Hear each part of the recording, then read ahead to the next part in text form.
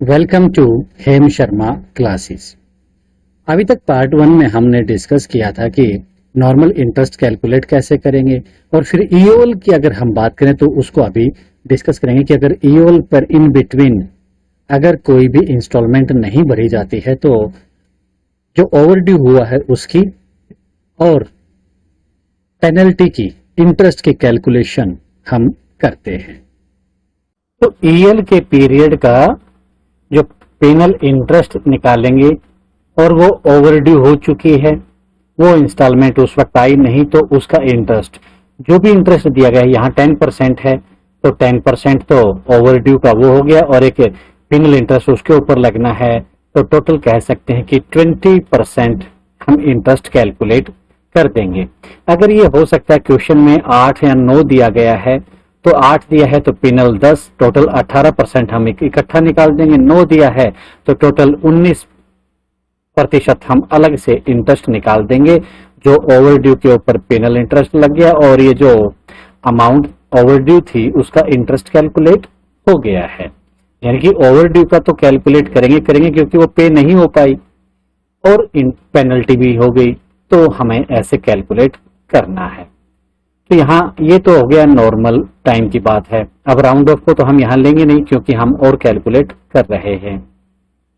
इसके अलावा panel interest और जो ओवरड्यू हो गई है उसके ऊपर इंटरेस्ट लगना है, तो adding interest and penal interest for the period of EOL, इतने ही पीरियड का अलग से इंटरेस्ट हम कैलकुलेट कर देंगे। तो अभी तक जो ईओएल की हम बात करें तो कब पे की गई थी कब पे नहीं की गई थी वो हमें देख लेना है।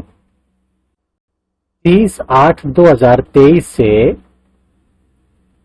ये सैलरी पेएबल की बात नहीं करेंगे हम, पेएबल रहेगा ये 9th मंथ में सितंबर में, तो हम फिलहाल बात करें कि फ्रॉम द सैलरी ऑफ, तो salary of August and salary of September 2 instalment cut चुकी हैं। उसके बाद अक्टूबर में ईओएल जाता है, ठीक है, 2 महीने की 4-4 हजार करके जो इंस्टॉलमेंट जा चुकी है वो हम माइनस कर देंगे टोटल 4 लाख में से, यानी कि बची हुई अमाउंट हमारे पास रहेगी अब 3,92,000 रुपए।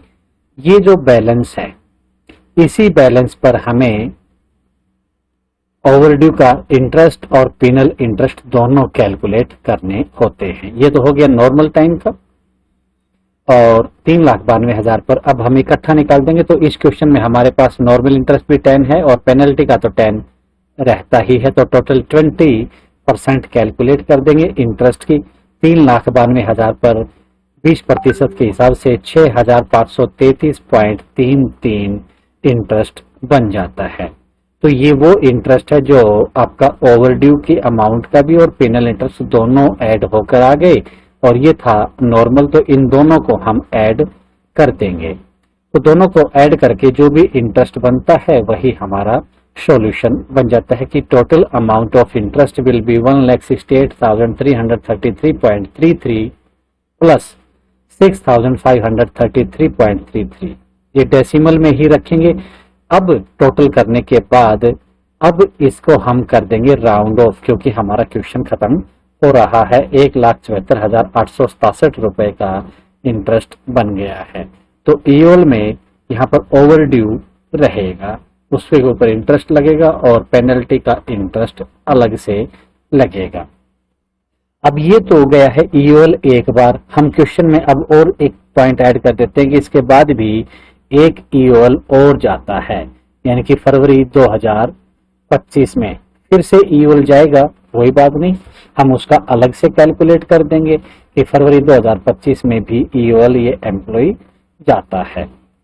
तो अभी अक्टूबर तक तो हम कैलकुलेट कर चुके थे कि सिंपल जो हमने पहले इंटरेस्ट नॉर्मल कैलकुलेट किया था कि अगर वो सब टाइमली पे होती रहती तो कोई इश्यू था ही नहीं, वो इंटरेस्ट ये हो गया। एक ईओएल गया, उसकी अभी हमने कैलकुलेशन की थी, रिपीट करने का फायदा है नहीं। 3,92,000 के हिसाब से हमने 20% जो कि ओवरड्यू प्लस पेनल्टी दोनों कैलकुलेट कर दिए थे। ये तो आगे बात यहाँ तक। अगर इसी में ही आगे फरवरी 2025 में फिर से ईओएल जाता है तो फिर वही दिक्कत आ गई कि फरवरी के महीने की जो सैलरी है वहां से इंस्टॉलमेंट नहीं गई, यानी कि salary of Feb payable in March. तो हम लेकर चल रहे हैं कि सैलरी वर्ड यूज करेंगे, सैलरी ऑफ फेब। तो दूसरे शब्दों में कहें कि जनवरी की सैलरी तक तो पेमेंट हुई है। अब अक्टूबर तक हमने कैलकुलेट कर लिया। अब हम दो तरह से कैलकुलेट कर सकते हैं कि अक्टूबर तक का तो हमने हिसाब किताब किया था, यहाँ पर अक्टूबर की सैलरी से गई नहीं थी, अगस्त और सितंबर की हमने माइनस करके देखा था। तो अक्टूबर के बाद कितनी इंस्टॉलमेंट पे की है तो वो देख सकते हैं, या फिर हम इन चीजों को अलग से देखना चाहें तो अलग से भी कर सकते हैं। तो हम बात कर लेते हैं फिलहाल फरवरी 2025 तक की। अगर इंस्टॉलमेंट जो पे की हैं अक्टूबर तक तो हिसाब हो चुका है, नवंबर से लेकर जनवरी की सैलरी तक ये महीने बनते हैं 15, यानी कि 15 इंस्टॉलमेंट और पे की हैं। अब महीने टोटल 18 हो चुके हैं, जिसमें से एक इंस्टॉलमेंट अक्टूबर की पे नहीं की गई थी, यानी कि टोटल 17 इंस्टॉलमेंट्स। ये यहाँ पे देख सकते हैं कि 2 इंस्टॉलमेंट पहले 15, ये टोटल 7 इंस्टॉलमेंट्स 18 महीने में पे की गई हैं। तो 17 इंस्टॉलमेंट को अगर हम कैलकुलेट करना चाहें तो इसे 4 लाख में से माइनस कर देंगे तो वही फिगर आएगा जो हम यहाँ अभी कैलकुलेट कर रहे हैं कि अक्टूबर तक हिसाब किताब हो चुका, नवंबर से लेकर अब आगे जितनी भी इंस्टॉलमेंट पे की हैं, और उस वक्त अक्टूबर में 3,92,000 बैलेंस था, उस बैलेंस में से अब 3,92,000 जो बैलेंस था उसमें से 15 इंस्टॉलमेंट और पे कर दी हैं 4,000 रुपए की। तो जो अमाउंट बची है वो यहाँ पर बैलेंस निकल कर आ जाएगी। तो बैलेंस निकालना है हमें, तो दोनों तरीके से आप निकाल सकते हैं, या तो टोटल 17 इंस्टॉलमेंट माइनस कर सकते हैं 4 लाख में से, या फिर जो बैलेंस अमाउंट थी उसमें से 15 इंस्टॉलमेंट और कटी हैं तो उसके बाद 3,32,000 रुपए बैलेंस बच जाता है। और इसी बैलेंस अमाउंट का हम ओवरड्यू का प्लस पेनल इंटरेस्ट का इंटरेस्ट कैलकुलेट करेंगे। तो 10% हमारा पहले नॉर्मल कैलकुलेशन है और पेनल्टी का फिक्स होता है 10%, तो टोटल 20% हम कैलकुलेट कर देंगे तो 5,533.33। तो अभी तक ये जितने भी इंटरेस्ट हमने कैलकुलेट किए हैं तो डेसिमल में हैं और डेसिमल वाले को ही हम यूज करेंगे। अगर ये सिर्फ सॉल्यूशन यहाँ तक होता तो ये 1,68,333 काम आता। अब ये इस सॉल्यूशन में हमारा पार्ट नहीं रहेगा। ठीक है, हम इन तीनों इंटरेस्ट को ऐड कर देंगे, 2 ईओल के एक नॉर्मल इंटरेस्ट, तो टोटल बन जाता है इंटरेस्ट डेसिमल के साथ चलेंगे, अभी राउंड ऑफ नहीं करेंगे, 1,80,399.99। अब टोटल आ गया है, अब कर देंगे इसका राउंड ऑफ, यानी कि 1,80,400। ये हमने दोनों ईओल का जो भी पीरियड है इसकी एक साथ इंटरेस्ट और पेनल इंटरेस्ट कैलकुलेट भी हम कर सकते हैं। अभी हमने अलग अलग किया कि जो पहले ईओल गया था वो, फिर बाद में ईओल जाता है फरवरी 2025 में वो। अगर जो भी बैलेंस अमाउंट उस वक्त थी 3,92,000 और अब 3,32,000, दोनों की अगर बैलेंस अमाउंट को हम जोड़ दें तो ये बैलेंस अमाउंट जो बनेगी, इस बैलेंस अमाउंट का ही जो कि टोटल बन गया 7,24,000, इसी का हम ओवरड्यू का और पेनल इंटरेस्ट का कैलकुलेट कर देंगे, इंटरेस्ट जो कि 20% होना है, तो 12,066 रुपये पॉइंट 66, और ये हम ऐड कर देंगे जो नॉर्मल इंटरेस्ट 1,68,333.33 में था। तो ये दोनों की कैलकुलेशन हम एक साथ भी कर सकते हैं, बस एक लाइन का फर्क आएगा, बाकी नॉर्मल आपको इंस्टॉलमेंट और ये तो सब निकालनी ही पड़ेगी। तरीका आपको जो सही लगे उसको फॉलो कर लीजिए। तो ये दोनों अमाउंट यहाँ पर हम ऐड करेंगे तो फिगर हमारा वही आएगा, 1,68,333.33 को 12,066.66 में ऐड करेंगे तो 1,80,399.99 आया। राउंड ऑफ करने पर 1,80,400 जो हमारा दूसरा तरीका था उसमें भी यही आया था। तो किसी भी तरीके से आप कैलकुलेट कीजिए जो आपको सही लगता हो।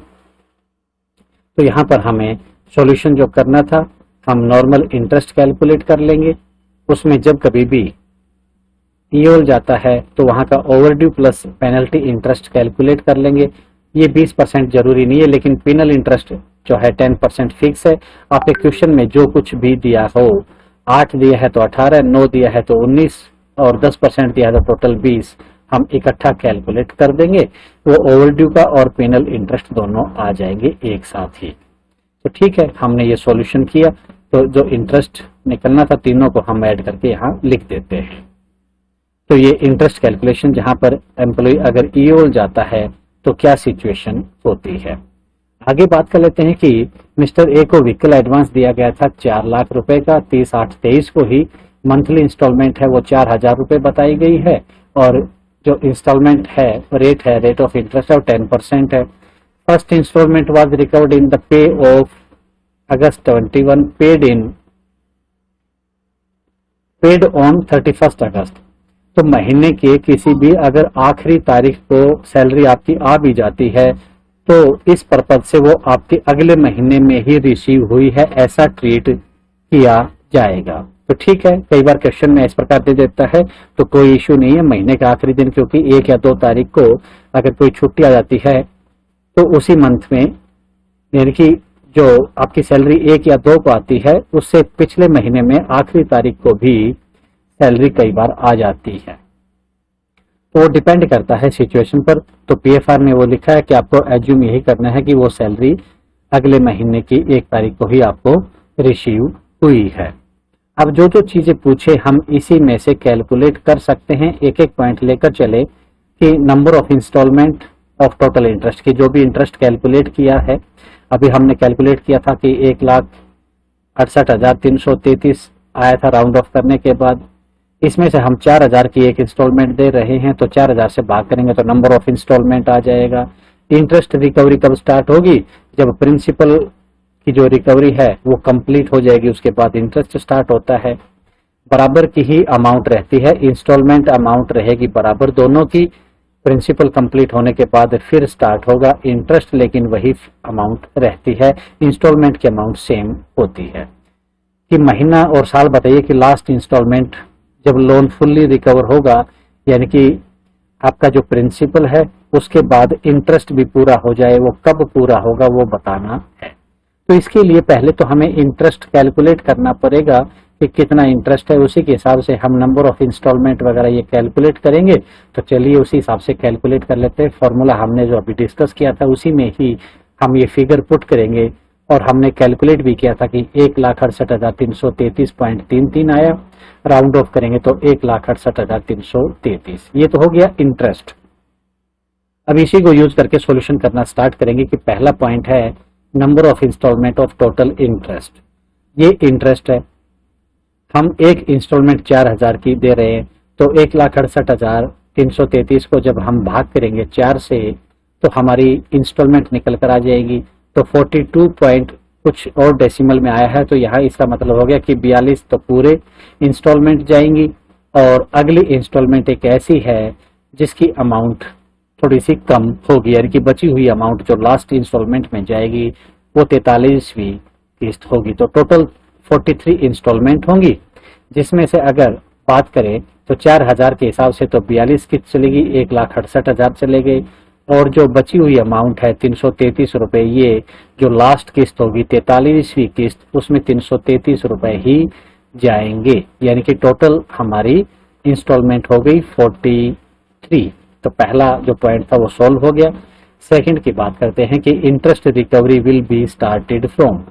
इंटरेस्ट की रिकवरी कब स्टार्ट होगी, हमें पता है कि उससे अगले महीने से ही रिकवरी स्टार्ट हो जाएगी इंटरेस्ट की, जब प्रिंसिपल पूरा हो जाएगा। तो प्रिंसिपल पूरा कब होगा वो हमें पता है कि 100 इंस्टॉलमेंट हमें देनी है यहाँ से।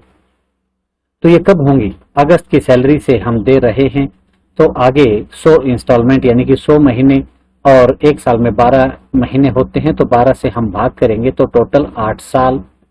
12 महीने से इसलिए किया कि हम साल में इसको कैलकुलेट करेंगे, और बचे हुए जो महीने हैं वो 4, यानी कि 100 जो इंस्टॉलमेंट हैं 8 साल 4 महीने में जाकर पूरी होंगी। आप देख सकते हैं कि इसके महीने बना लीजिए, 96 + 4 टोटल 100 महीने 100 इंस्टॉलमेंट, यानी कि 8 साल और 4 महीने में ये इंस्टॉलमेंट पूरी हो जाएगी। अब सीधी सी बात है, हमें देखना है कि अगस्त 2023 की जो सैलरी है उससे पहली किस्त गई है, मतलब स्टार्टिंग अगस्त से है, तो 8 साल और 4 महीने पूरे कब होंगे? तो अगस्त के बाद हम अगर 8 साल जोड़ेंगे तो जुलाई 2031 में यहाँ पर हमें 8 साल तो पूरे हो गए। आगे 4 महीने और बचे हैं, यानी कि अगस्त, सितंबर, अक्टूबर और नवंबर। नवंबर 2031 तक 4 महीने ये कंप्लीट हो गए, तो 8 साल 4 महीने कंप्लीट होते हैं नवंबर 2023 में, यानी कि नवंबर की जो सैलरी है उससे प्रिंसिपल जाएगा। अब दिसंबर की सैलरी से फिर इंटरेस्ट जाना स्टार्ट हो जाएगा, क्योंकि नवंबर तक तो प्रिंसिपल ही जाएगा। तो नवंबर की सैलरी से, अब ये वर्ड हम लिखेंगे ना, तो सैलरी रहेगी नवंबर की, पेबल इन दिसंबर। वैसे ही हम बात करेंगे कि इंटरेस्ट स्टार्ट हो जाएगा दिसंबर की सैलरी से। सैलरी दिसंबर की होगी, पेबल इन जैन 2032।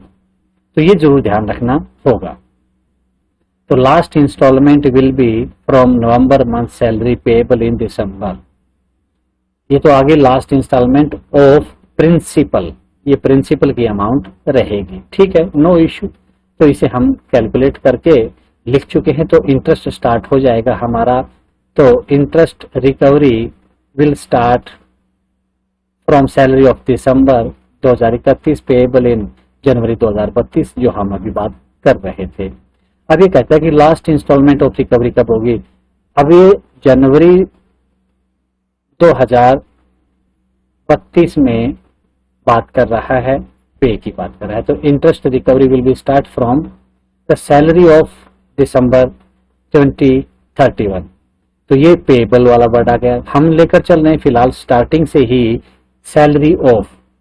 तो सैलरी ऑफ दिसंबर 2031 प्रिंसिपल पूरा हो गया, यानी कि अब हम बात करेंगे इंटरेस्ट स्टार्ट हुआ दिसंबर से। ये ऊपर जो दिया है नवंबर महीने की जो सैलरी है, नवंबर 2031, यहां इंस्टॉलमेंट पूरी हो जाती है प्रिंसिपल की। ठीक है, इंटरेस्ट स्टार्ट हो गया दिसंबर 2031 की सैलरी से। अब चलती रहेंगी इंस्टॉलमेंट इंटरेस्ट की, और वो हमने कैलकुलेट की थी कि number of instalments of total interest.